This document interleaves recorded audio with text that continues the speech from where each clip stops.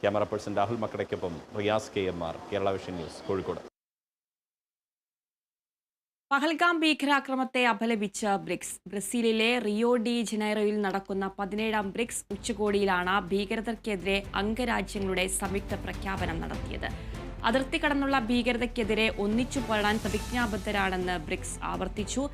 ഭീകരർക്ക് സാമ്പത്തിക സഹായവും താവളവും നൽകുന്നവർക്കുമെതിരെ ശക്തമായ നടപടി സ്വീകരിക്കുമെന്നും പറഞ്ഞു.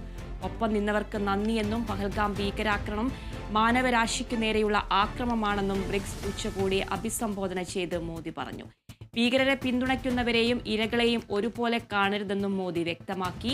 ഗാസയിലെ സംഘർഷങ്ങളിൽ ഇസ്രായേലിനെ വിമർശിച്ച് ബ്രിക്സ് ഉച്ചകോടിയിൽ പ്രമേയം അവതരിപ്പിച്ചു. ഗാസയിൽ ഉപാധികളില്ലാതെ അടിയന്തര വെടിനിർത്തൽ വേണമെന്ന് ഉച്ചകോടിയിൽ ആവശ്യപ്പെട്ടു. ഇറാനു നേരെയുള്ള ഇസ്രായേലിന്റെയും അമേരിക്കയുടെയും സൈനിക നടപടികളെയും ബ്രിക്സിൽ അപലപിച്ചു.